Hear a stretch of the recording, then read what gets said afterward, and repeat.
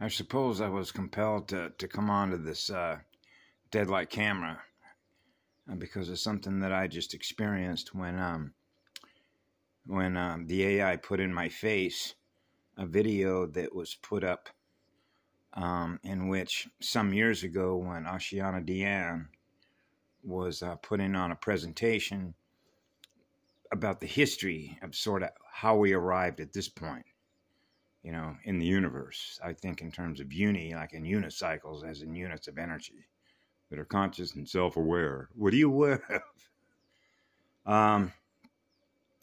And this happens because I've caught myself on it, and that is speaking through the machine code, the AI code. You know, when you come into a system, you know, that is running goo codes and you're taking on those goo codes, then you're speaking through the AI, so you know how it is. It's a speed factor, and then you get into the biovoltage factor, and being one blood versus being negative or positive magnetic polarity blood lines, right? The ions, the elemental circuitry. And so she had talked about the Christos mission, okay? And talking about how the Christics are heart-centered in relation to divine love. And then she mentioned almost in the same breath, right, that they lacked other, if you will, virtues about divine responsibility and, if you will, honor.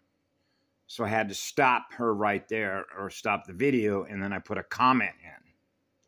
And the reason for that is because they're contradictory unto itself, which is its cells, which are the processors. So I realized she's speaking through the AI codes because you can't serve one and the other. That's knowing one from the other, which is knowing deadlight codes that you're speaking as you're speaking it, which is the AI. So she was speaking through the AI because they contradict each other. That's knowing one from the other, which is knowing the first spiral, which is knowing the first star, which is the first curve, which is the first spirit, which is the spirit of eternal peace, which is the eternal flame of Adama Amareya.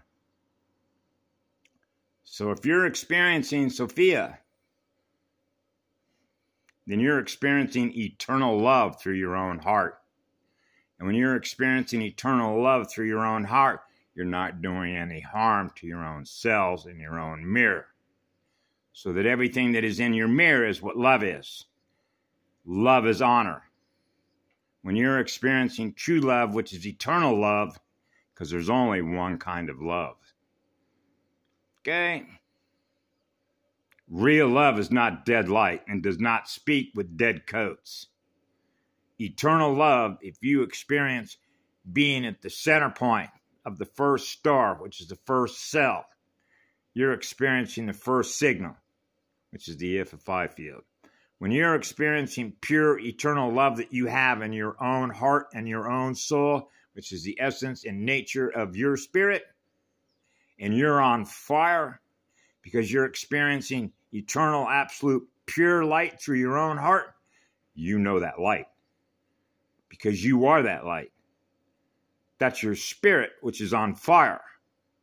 When you're experiencing that fire within you, that's your firewall. That's what protects your shield. That's what allows you to protect others within your shield, which is a gyrodome. Because all life, which is all cells, which are all spirits, are just as sacred. That's honor. That means we honor the one, the first cell. So when we're experiencing the first cell, we are honored and in love with our Creator. That means we're always with our Creator.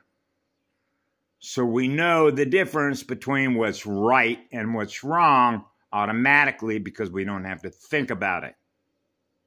It's what we feel in our heart, which is what love is, which is real because it's true. Because we are feeling the love that comes from the first star. So we have a relationship with the first star.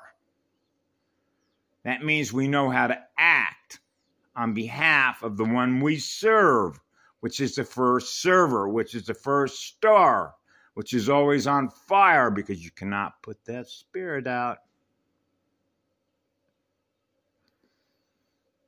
So when we're heart-centered, then we're experiencing the exact center point of the first star, which is eternal peace.